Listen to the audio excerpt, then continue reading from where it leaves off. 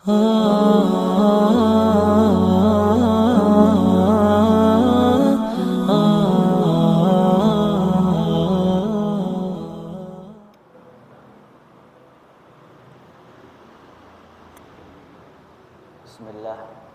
Assalamualaikum warahmatullahi wabarakatuh.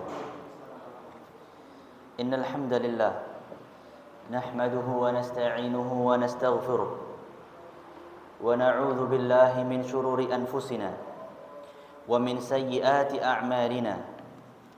Man yahdihillahu fahuwal muhtad wa man yudlil falan tajida lahu waliyan mursyida. Usalli wa usallim wa ubarik ala nabiyyina wa habibina Muhammad wa ala alihi wa sahbihi wa man sara ala nahjihi ila yaumiddin. Amma ba'du, ma'asyiral muslimin wal muslimat, ayyuhal musyahidun rahimani wa rahimakumullah. Segala puji kita kembalikan, rasa syukur kita haturkan kehadirat Allah Azza wa Jalla, yang mana dengan segala limpahan nikmatnya serta karunia-Nya dan tak lupa taufiknya, sehingga kita bisa duduk di majlis ini, majlis yang insyaallah malaikat-malaikat Allah Subhanahu wa taala turun untuk menaungi majlis tersebut, untuk mendoakan, dan Allah Subhanahu wa taala memuji hamba-hambanya yang hadir di dalam majlis tersebut, majlisul ilm. Ma'asyiral muslimin wal muslimat rahimani wa rahimakumullah. Salawat serta salam semoga tercurahkan kepada Nabi kita, tauladan kita semua, Nabi besar, Nabi Agung Muhammad sallallahu alaihi wasallam. Beliau sallallahu alaihi wasallam pernah suatu ketika memberikan targhib kepada umatnya tentang menuntut ilmu. Dan dalam suatu ketika beliau juga memberikan tarhib terkait menuntut ilmu. Yang pertama di dalam sabda beliau sallallahu alaihi wasallam, "Man salaka tariqan yaltamisu fihi ilman, sahhalallahu bihi tariqan ilal jannah." Barang siapa yang berjalan di jalan menuntut ilmu, mencari ilmu syar'i, maka niscaya Allah Subhanahu wa taala akan memudahkan jalannya menuju surga. Rawahul Muslim. Ini adalah bentuk targhib dari Rasulullah sallallahu alaihi wasallam kepada umatnya agar termotivasi. Targhib itu adalah bentuk motivasi, menjadikan umat-umatnya itu lebih cinta kepada al-ilm. Kemudian di dalam sabda lainnya Rasulullah sallallahu alaihi wasallam bersabda, "Man ta'allama 'ilman mimma yubtagha bihi wajhullah, la yata'allamuhu illa liyusiba bihi 'aradan min ad-dunya, lam yajid 'arfal jannati yawmal qiyamah." Rawahul Ahmad. Rasulullah sallallahu alaihi wasallam mengingatkan, memberikan peringatan kepada umatnya setelah memberikan motivasi untuk senantiasa menuntut ilmu, berlomba-lomba, karena menuntut ilmu itu jalan ke surga. Beliau memberikan peringatan, barang siapa yang mencari ilmu, yang harusnya mencari ilmu tersebut mengharapkan wajahnya Allah, mengharapkan ridhonya Allah, mencari surganya Allah, akan tetapi ia palingkan, ia tidak mencari ilmu tersebut kecuali hanya sebatas ingin memperoleh dunia, dikenal orang, menjadi seorang alim, ustadz, doktor, profesor, seorang yang soleh, atau hanya sebatas ingin memiliki harta, sehingga setiap ketika ia menyampaikan nasihat dia dapat amplop, dia menyampaikan ilmu dia mendapatkan kantong yang berisi harta. Apa kata Rasulullah sallallahu alaihi wasallam? Bukan surga yang ia dapat. Lam yajid arfal jannah. Ia tidak akan mencium bau surga. Ia tidak akan mencium bau surga pada hari kiamat nanti. Ma'asyiral hadirin wal hadirat. Sungguh bau surga itu bisa dicium baunya dari sejauh perjalanan di dalam sebuah riwayat 70 km dan sebagainya. Dari sangat jauh saja itu bagi orang yang berhak dia bisa menciumnya meskipun jaraknya sangat jauh. Akan tetapi mereka yang memalingkan menuntut ilmunya bukan karena lillahi ta'ala, mencari wajahnya Allah, mencari ridhonya Allah, hanya sebatas dunia, maka balasannya bukan ia semakin dekat dengan surga, semakin ia sangat jauh dari surganya Allah subhanahu wa ta'ala. Nas'alullah al-afiyah. Maka kita mengharap kepada Allah, semoga niat kita menuntut ilmu ini, mencari ilmu ini adalah karena Allah subhanahu wa ta'ala perintahkan kita mencari ilmu.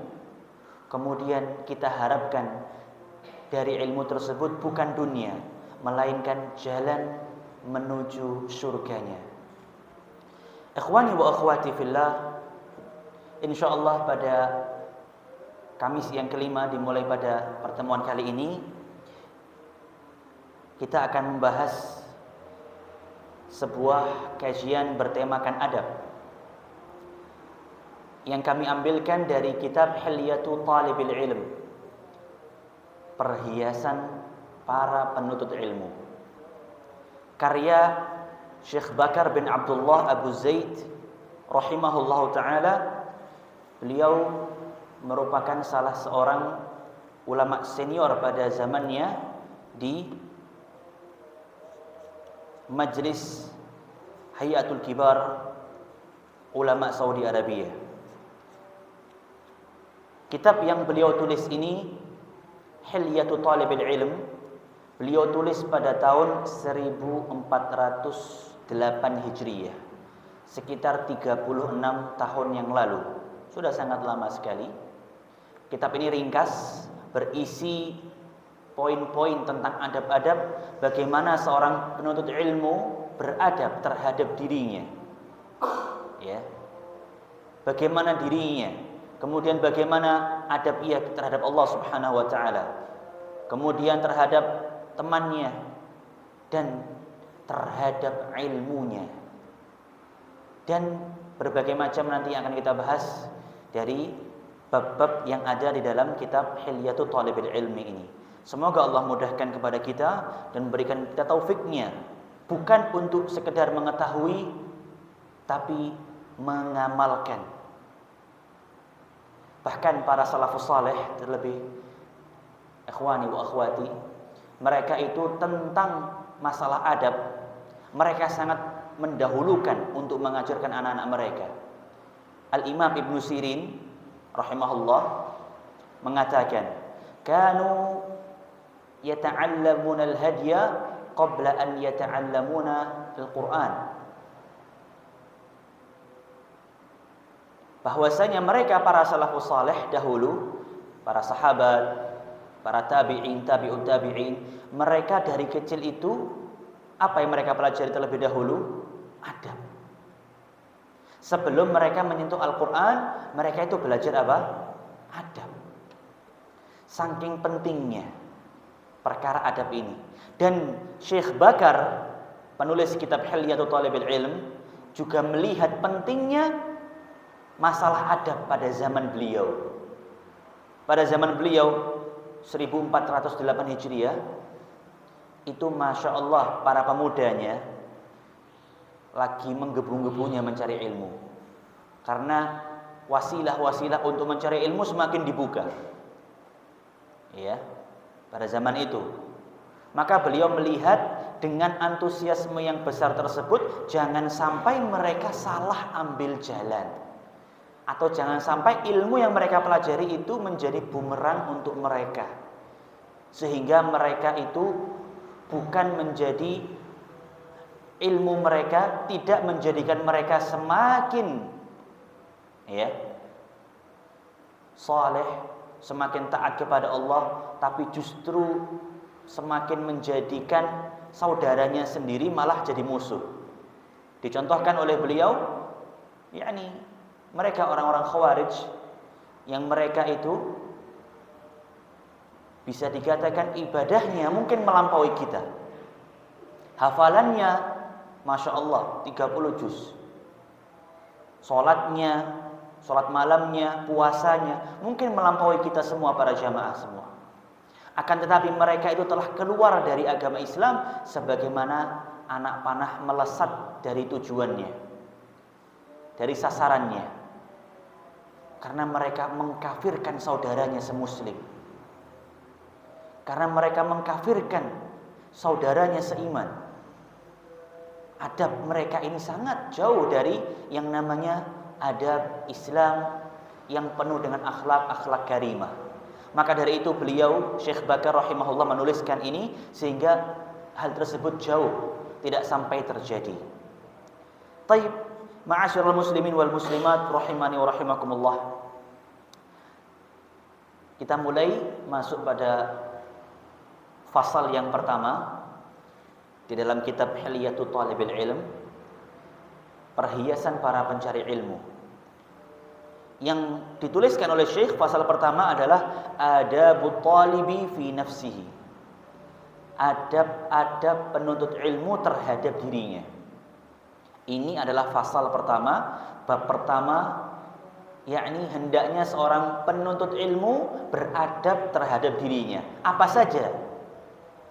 Beliau tuliskan yang pertama, adab yang pertama terhadap dirinya sendiri ini adalah bahwasanya hendaknya seorang itu menyadari bahwasanya menuntut ilmu itu adalah sebuah ibadah. Beliau mengatakan al-ilmu ibadatun. Ilmu itu adalah ibadah. Mencari ilmu itu adalah ibadah. Sebagaimana sholat itu adalah ibadah. Bukan untuk main-main. Jangan sampai kita duduk di sini untuk main-main tujuannya.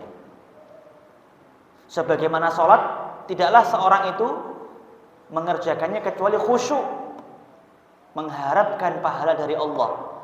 Senantiasa ingin lebih sempurna, lebih khusyuk, terus kita harapkan hal tersebut. Begitu pula dengan mencari ilmu. Itu ibadah, bukan untuk main-main, bukan untuk buang-buang waktu. Justru kita harus memantapkan di dalam hati ini, mencari ilmu itu ibadah. Beliau berkata rahimahullah, aslul usuli fi hadhihi al-hilyati bal wa likulli amrin matlubin ilmuka bi anna al-ilma ibadah.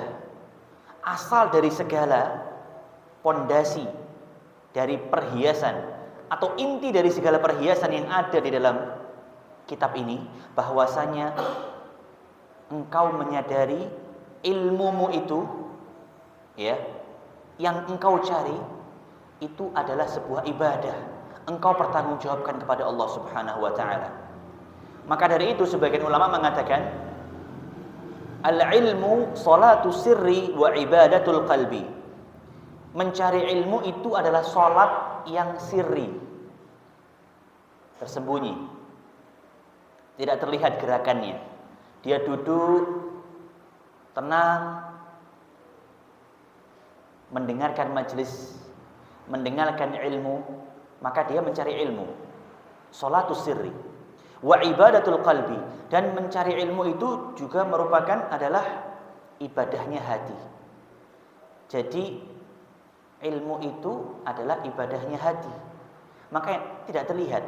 Tidak sebagaimana sholat yang kita kerjakan, ada gerakan takbir, ruku yang bisa dilihat. Oh, seorang itu mengerjakan sholat.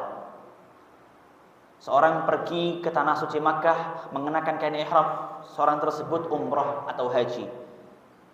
Tapi kalau mencari ilmu, dia duduk entah ketiduran atau tidak, saking khusyuknya ya.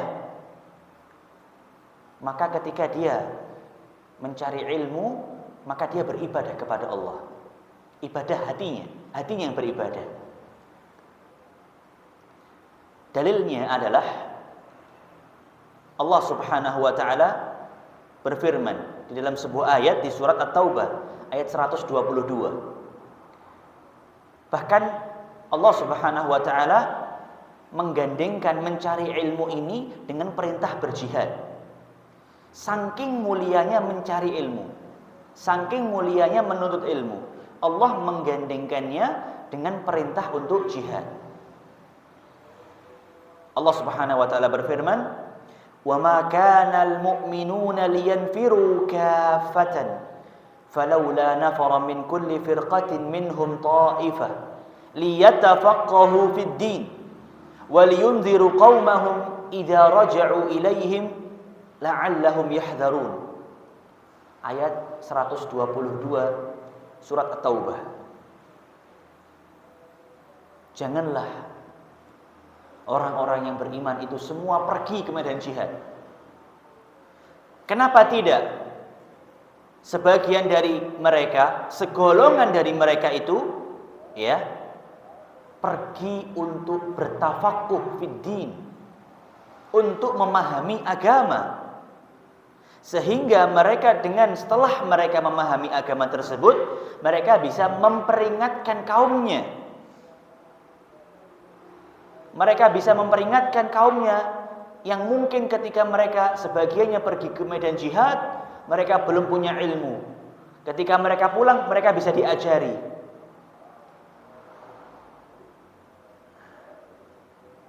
Jadi bagi tugas, ya. Bahkan menuntut ilmu itu menurut sebagian kalangan mufassir diambil dari ayat ini bahwasanya dia lebih mulia dari jihad itu sendiri. Ya. Karena memang jihad itu banyak sekali macamnya. Ya. Jihad tidak mesti dengan pedang. Jihad itu juga ada jihadun nafs, jihad melawan hawa nafsu, dan jihadul ilm, jihad menuntut ilmu. Dan itu menurut sebagian ulama merupakan sebaik-baiknya jihad fi sabilillah. Karena dengan seorang yang memiliki ilmu, misalkan dia nanti pergi ke medan jihad, maka dia tidak akan tergelincir. Dia sudah punya pedoman, berbeda dengan yang langsung saja pergi ke medan jihad tanpa memiliki ilmu. Maka banyak sekali gangguan dan godaannya. Ketika ia pergi berperang, ia ingin dipanggil mujahid, ia ingin dikenal pahlawan, ia ingin memiliki pangkat setinggi-tingginya, ingin dielu-elukan namanya. Tapi kalau orang yang memiliki ilmu, maka ia akan sangat takut kepada Allah. Ia pergi ke medan jihad untuk menegakkan kalimat Allah, tidak yang lain. Itulah perbedaan mereka yang memiliki ilmu dengan yang tidak. La'allahum yahdharun. Allah menutupnya dengan firman la'allahum yahdharun, sehingga mereka semua menjadi orang-orang, manusia-manusia yang senantiasa berhati-hati, ya, menjaga dirinya dari azab Allah Subhanahu wa taala. Baik yang menuntut ilmu, baik juga yang pergi ke medan jihad. Dan di dalam sabdanya Nabi SAW bersabda dalam hadis muttafaqun alaih, man yuridillahu bihi khairan yufaqihu fid din. Barang siapa yang Allah Subhanahu wa taala inginkan kebaikan di dalam dirinya, Allah ingin si fulan, Allah ingin fulanah tersebut menjadi orang baik. Kira-kira apa yang Allah lakukan? Apakah Allah akan membuatnya pergi ke medan jihad? Tidak. Apakah Allah akan mengkayakan dirinya? Tidak. Apakah Allah akan mengangkat derajatnya, memberi pangkat, memberi jabatan? Tidak. Yufaqihu fiddin, memahamkannya di dalam perkara agama. Ia semakin dekat dengan Allah, semakin cinta belajar Al-Quran, mempelajari tahsin, mempelajari tafsir, mempelajari akidah, mempelajari hadis. Kecintaan dia ini tanda Allah ingin dia jadi baik. Dia semakin sholatnya khusyuk, semakin cinta melakukan puasa-puasa sunnah. Ini tanda dia diingin kebaikan oleh Allah Subhanahu wa ta'ala, bukan yang lainnya. Ma'asyiral muslimin rahimani wa rahimakumullah. Kemudian Syekh melanjutkan, wa alaihi fa inna syartal ibadati al-awwalu ikhlasun niyyati lillahi subhanahu wa ta'ala. Ketika kita sudah tahu bahwasanya adab yang pertama, hendaknya seorang penuntut ilmu itu tahu mencari ilmu ini ibadah. Maka dia harus tahu bahwa ibadah itu memiliki syarat agar bisa diterima. Syaratnya ada dua. Dijelaskan oleh Syekh, yang pertama adalah ikhlasun niyyati lillah. Haruslah mengikhlaskan niatnya. Ia datang ke majelis ilmu, ia masuk ke dalam kelas, menghadiri perkuliahan atau mencari ilmu dimanapun, niatnya haruslah ikhlas, mencari ridhonya Allah Subhanahu wa ta'ala. Kalau tidak ikhlas, maka ibadah tidak akan diterima. Orang yang tidak ikhlas contohnya bagaimana? Dia riya, ingin dipuji orang lain. Orang yang tidak ikhlas bagaimana? Ia ingin mendapatkan harta. Dia belajar karena ingin nantinya kaya. Dia belajar karena nantinya ingin punya jabatan, mudah kerjanya misalkan. Ini enggak ikhlas dia mencari ilmunya. Hati-hati. Karena menuntut ilmu itu sebuah ibadah, maka syarat agar ibadah diterima itu adalah harus ikhlas. Sebagaimana kita sholat harus ikhlas. Tidak mungkin seorang itu sholat karena ingin kaya gitu kan. Kan pasti nggak diterima sama Allah. Dia ikhlas ingin pahala, ingin menjadi seorang penduduk surga dan sebagainya. Dalilnya liqaulihi ta'ala, "Wa ma umiru illa liya'budullaha mukhlishina lahuddin." Surat Al-Bayyinah ayat ke-5. Dan tidaklah mereka manusia diperintahkan kecuali hanya untuk beribadah kepada Allah mukhlishina lahuddin. Ikhlas, mengikhlaskan agama, ibadah tersebut hanya untuk Allah Subhanahu wa ta'ala. Marilah senantiasa kita bersama mengkoreksi, karena ikhlas ini tidak mudah para jamaah. Ma'asyiral hadirin wal hadirat, ikhlas ini tidaklah mudah. Ada seorang tabi'in, bahkan bukan sekedar tabi'in, beliau seorang tokoh ulama dari tabi'in. Beliau adalah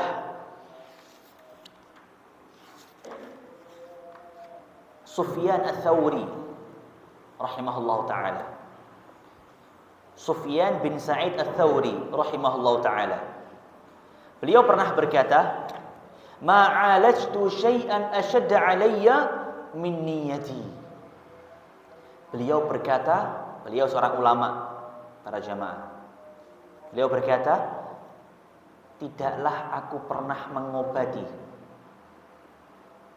Tidaklah aku pernah mengobati yang lebih sulit aku carikan obatnya ketimbang mengobati niatku." Bahkan seorang ulama saja, mereka harus senantiasa menjaga agar niatnya itu tidak sampai salah. Bagaimana yang selainnya? Bagaimana orang-orang sepeninggal mereka para tabi'in?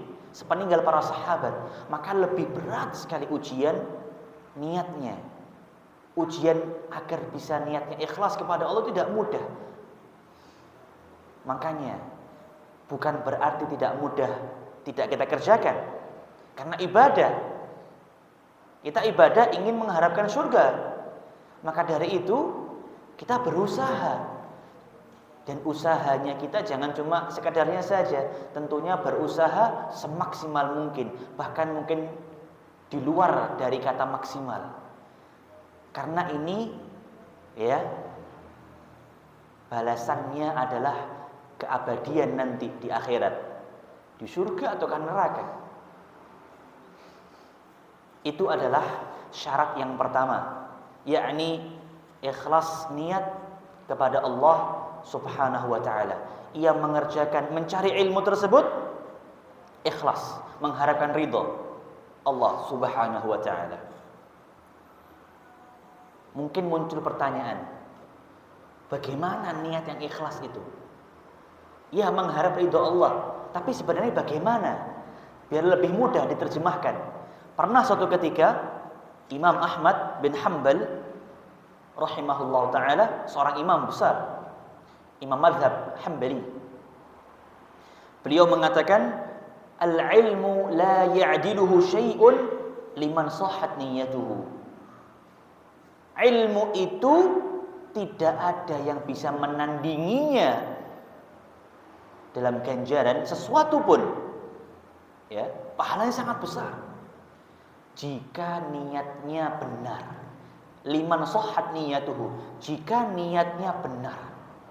Kemudian para murid-muridnya bertanya, wa kaifa dzalika ya Aba Abdillah? Bagaimana itu wahai Abu Abdillah? Imam Ahmad memiliki kunyah Abu Abdillah. Ditanyakan bagaimana niat yang benar itu? Niat yang baik, yang benar itu bagaimana? Qala rahimahullah ta'ala, yanwi raf'al jahli an nafsihi wa an ghairihi.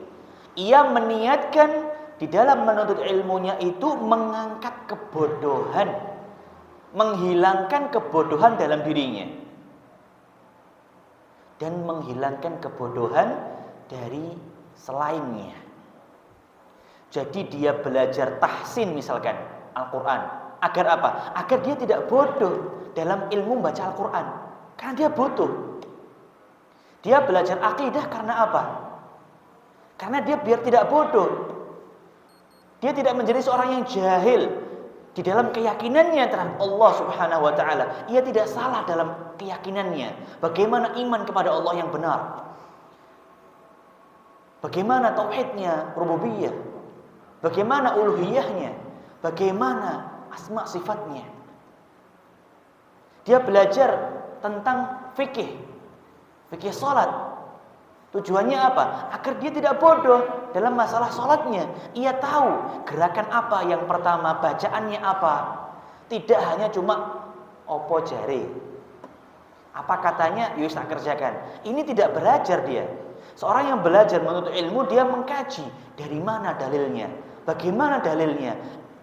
Lebih dari itu dia hafalkan dalilnya, sehingga ia lebih mantap dengan ilmunya. Hilang semua kebodohan itu. Begitu. Itulah diantara bagaimana seorang agar niatnya itu bisa benar, niatnya bisa ikhlas kepada Allah Subhanahu wa ta'ala. Ma'asyiral muslimin rahimani wa rahimakumullah. Kemudian Syekh Bakar bin Abdullah Abu Zaid rahimahullah menjelaskan tentang perkara-perkara yang mana bahwasanya jika ikhlas ini hilang, maka sudah pasti rusaklah, ya. Ilmu yang ia cari itu akan rusak. Meskipun dia mahir, ia punya predikat, ia selesai sekolah, kuliah ia selesai dia. Tapi ilmunya di dalam hatinya itu menjadi penyakit, menjadi virus, bukan menjadi sebuah kabar gembira untuknya, tapi justru menjadi kabar buruk, ya, kabar duka untuk dirinya. Syekh berkata, fa in faqada al-ilmu ikhlasan niyyati intaqala min afdalit ta'ati ila hatil mukhalafat. Jika ilmu itu sudah kehilangan ikhlasnya, ketika seorang mencari ilmu ikhlasnya sudah hilang, maka akan berpindah dari ketaatan yang paling mulia menjadi paling parahnya penyimpangan. Wala syai'a yuhattimul ilma mithlu riya, dan tidak ada sesuatu pun yang bisa merusak niat seseorang di dalam menuntut ilmu itu, ya, seperti halnya riya. Beliau mewanti-wanti, hati-hati dengan riya, ingin dipuji orang. Ia beribadah ingin dilihat orang, ingin dipuji orang, bukan karena dia butuh, bukan karena ingin menghilangkan kebodohan dalam dirinya, karena dia ingin nanti disebut orang yang saleh, karena orang sedang memperhatikannya. Beliau mewanti-wanti. Maka dari itu hendaknya senantiasa berpegang teguh dengan niat yang benar. Kemudian beliau juga menyebutkan di antara perkara-perkara yang merusak selain dari riya tersebut, kahubbil zuhur, cinta terkenal, cinta menjadi seorang figur, ya, zuhur, viral, dia menjadi seorang yang viral. Wat tafawuqi 'alal aqran, dia senantiasa berada di atas dari kerabat-kerabatnya.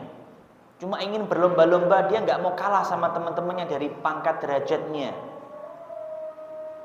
Wa ja'alahu sullaman li aghradin wa a'radin, ia menjadikan ilmu itu sebagai tangga untuk tujuan-tujuan duniawi dan harta-harta duniawi saja, ya, dari kedudukan, harta benda, pengagungan dari pengikutnya, misalkan dia dielu-elukan, bahkan na'udzubillah sampai seakan-akan ia mungkin diagungkan lebih dari bagaimana Rasulullah Shallallahu Alaihi Wasallam yang dicintai oleh para sahabatnya.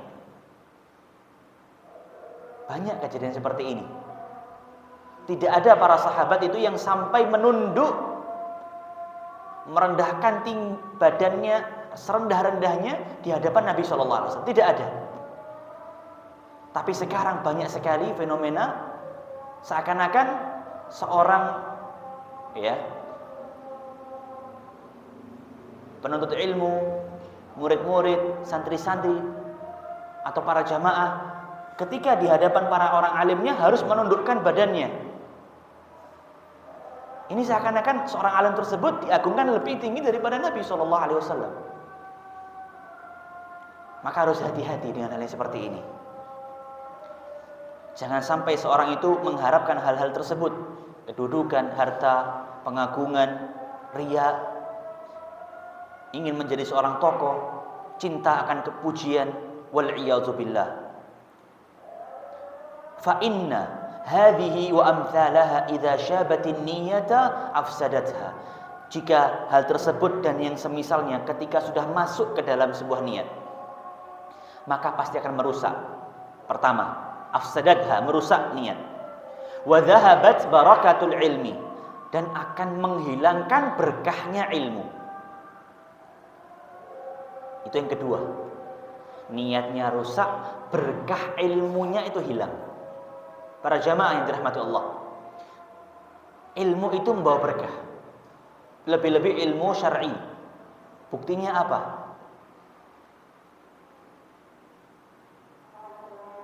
Berkah itu artinya adalah bertambah. Seorang yang menuntut ilmu syar'i, meskipun hanya cuma mungkin baru mendengar satu kali pengajian saja, tapi catatannya niatnya baik, benar, sungguh-sungguh dia mendengarkannya, maka ilmu yang dia dapat yang mungkin baru sekali ya dengar itu akan bawa berkah. Apa contohnya? Ia akan menjadi semakin khusyuk beribadah kepada Allah. Ia akan menjadi semakin cinta terhadap ilmu. Dan tentunya dia pasti sudah tahu, mendapatkan ilmu ya, dia menjadi mengerti permasalahan yang dikaji tersebut. Tapi barokahnya apa tadi? Dia akan mendapatkan cintanya Allah, dia akan lebih cinta ya terhadap ibadah-ibadah yang lain. Meremennya banyak sekali.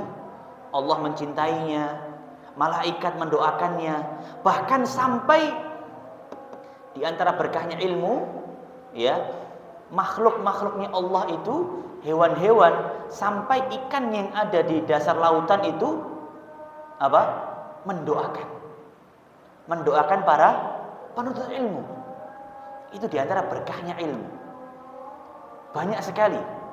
Padahal kita baru duduk mungkin hanya setengah jam atau 1 jam dalam sebuah kajian. Tapi ketika kita benar-benar niatnya benar, kita bisa mendapatkan barokah tersebut yang banyak sekali. Mungkin tidak kita petik di dunia, tapi nanti di akhirat. Dan itu adalah sebaik-baiknya tempat mengambil balasan ya.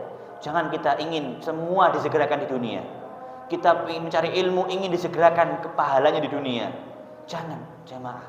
Dunia ini akan hilang, akan hancur, fana. Sebaik-baik balasan adalah balasan yang ada di akhirat. Maka dari itu beliau menekankan, maka dari itulah walihada yata'ayyanu 'alaika an tahmiya niyataka min syaubil iradati li khairillahi ta'ala bal wa tahmi al-hima. Maka dari itu jagalah niatmu ikhlas, karena dia ibadah. Menuntut ilmu itu ibadah. Jaga niatmu dari keinginan-keinginan selain untuk mencari ridhonya Allah Subhanahu wa taala. Jagalah ia seakan-akan engkau sebagaimana menjaga teritori kekuasaanmu yang engkau tidak mungkin ridho. Rumahmu misalkan dimasuki perampok atau hewan yang tidak kamu tahu bahayanya seperti apa, pasti kamu akan was-was, gitu kan? Menjaganya dengan memberi benteng, memberi pagar, ya, atau memberi pengamanan-pengamanan yang lainnya. Ya itulah, niat itu harus dijaga. Karena memang niat itu termasuk perkara yang sangat berat. Taib. Kemudian yang kedua,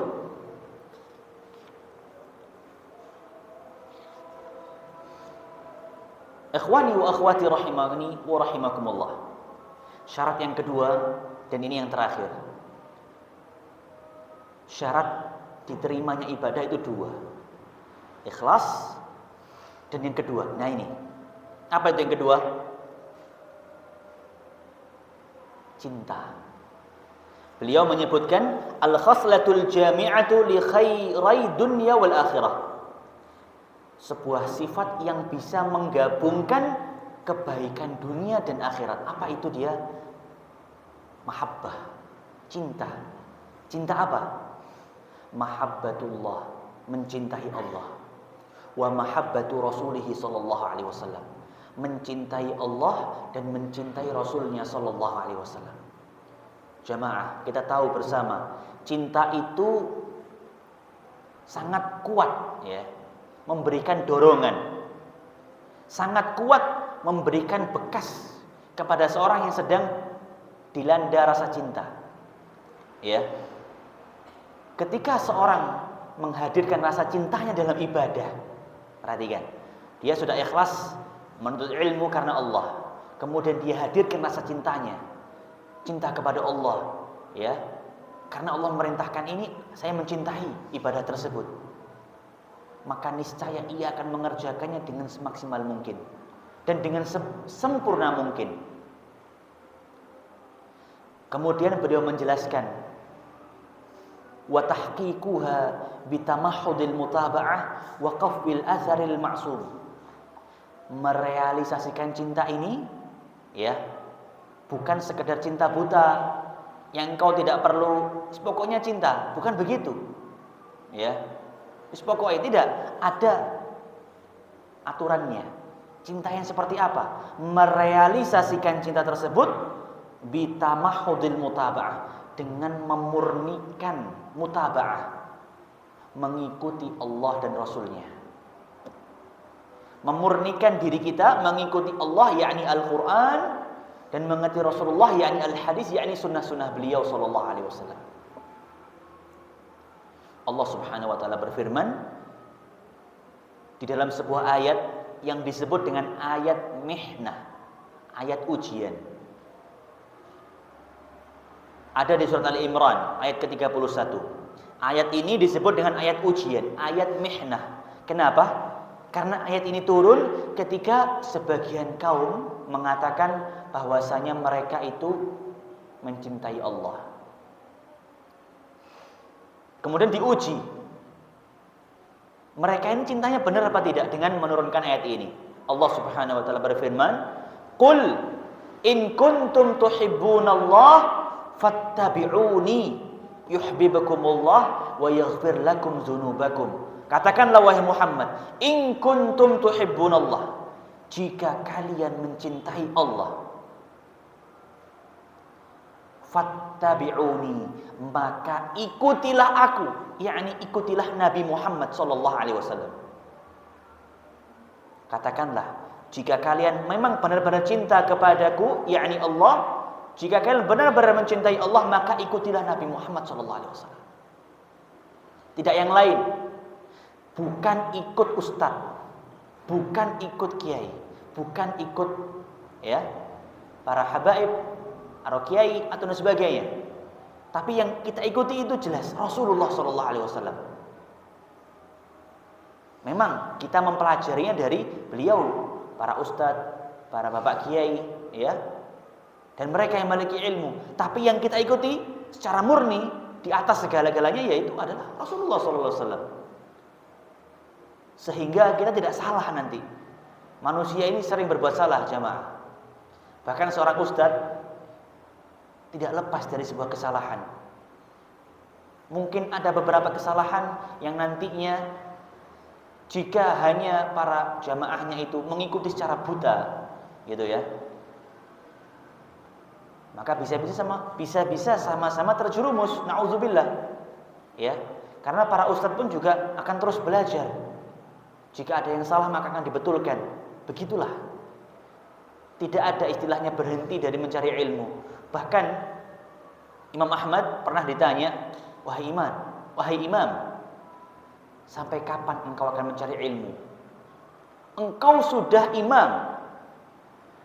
Jamaah, imam ya. Ini bukan seorang ustadz yang kita kenal ya. Dia imam, panutan dari masyarakat sangat luas. Ilmunya, hafalan hadis-hadisnya Imam Ahmad. Ditanya, sampai kapan kau mencari ilmu? Hattal maut. Beliau berkata apa? Hattal maut, sampai maut menjemputku. Maka dari itu, sebaik-baiknya seorang itu tidak bisa akan menjadi lebih baik dari Rasulullah SAW. Karena Nabi kita Muhammad SAW satu-satunya yang maksum. Alaysa kadzalik? Maka dari itu ayatnya jelas. Fattabi'uni, ikutilah Rasulullah SAW. Yuhibbukumullah, maka Allah akan cintai kalian. Itu balasannya. Kalau kalian sudah benar-benar mengikuti Rasulullah SAW dengan sebaik-baiknya, jelas mengikutinya sesuai dengan sunnah-sunnah beliau, maka Allah akan cintai kalian. Dan jika Allah sudah mencintai kalian, apa yang terjadi? Wa yaghfir lakum dzunubakum. Allah akan ampuni dosa-dosa kalian. Begitu para jamaah, ma'asyiral muslimin wal muslimat, rahimani wa rahimakumullah. Bahwasanya syarat ibadah yang kedua, selain dari ikhlas di dalam niat adalah mencintai Allah dan Rasulnya, yang dibuktikan dengan memurnikan mengikuti Nabi SAW. Sebagaimana dalil tadi. Maka dari itu marilah senantiasa ilmu yang kita cari ini kita lihat apakah sudah sesuai dengan yang disampaikan baginda Nabi SAW. Jangan hanya sebatas, meskipun seorang yang belajar itu kan memiliki kesibukannya masing-masing Ada seorang bapak-bapak yang disibukkan dengan pekerjaan, ya, seorang ibu yang disibukkan mengurus anaknya dan sebagainya. Akan tetapi hendaknya mungkin dengan ilmu yang kita miliki sedikit demi sedikit kita cross check. Ya. Waktunya tidak akan lama. Dengan banyaknya, Masya Allah, perkembangan zaman sekarang ini memudahkan kita mencari ilmu. Sehingga sebaiknya kita juga bisa meluangkanlah sedikit waktu untuk meng-cross check. Apakah ilmu kita sudah sesuai? Ya. Sudah ada tidak dalilnya? Sehingga kita bisa merasa tenang bahwa ibadah kita ini sudah sesuai. Ya. Berarti cinta kita ini enggak salah begitu. Begitu para jamaah. Wallahu a'lam bishawab. Mungkin ini sedikit yang bisa kita kaji pada pertemuan pertama pada Kamis yang kelima, yang insya Allah akan kita sambung pada pertemuan Kamis kelima yang berikutnya pada adab-adab para penuntut ilmu, ya. Yang kedua dan yang ketiga, yang mana bagaimana adab seorang penuntut ilmu tersebut terhadap dirinya. Wallahu a'lam bishawab. Insyaallah dicukupkan. Apakah ada yang mau ditanyakan mungkin? Atau mungkin ada yang tidak jelas? Jika tidak ada kita tutup. Baik.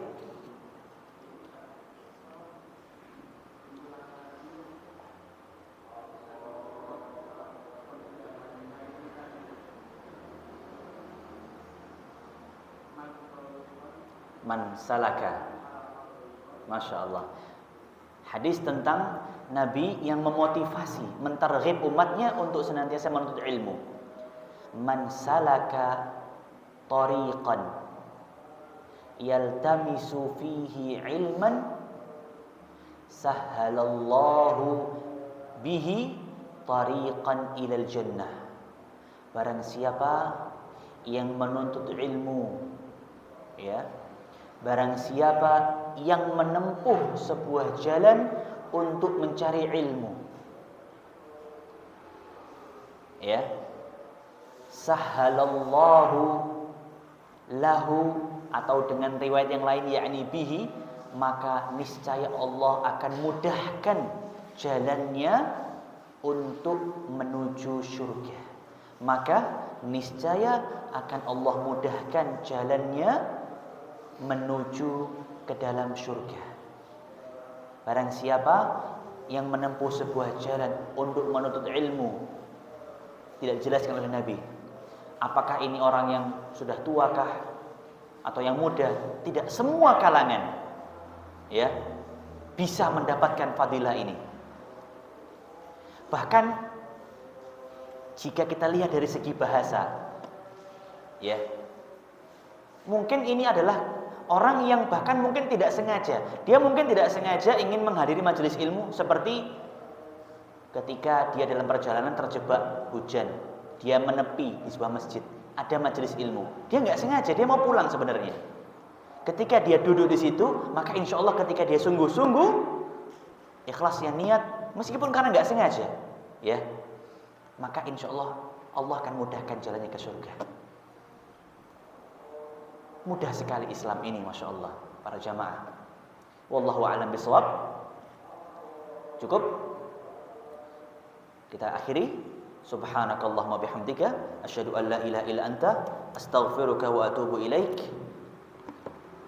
Akhiru da'wana alhamdulillah. Summa assalamu alaikum warahmatullahi wabarakatuh.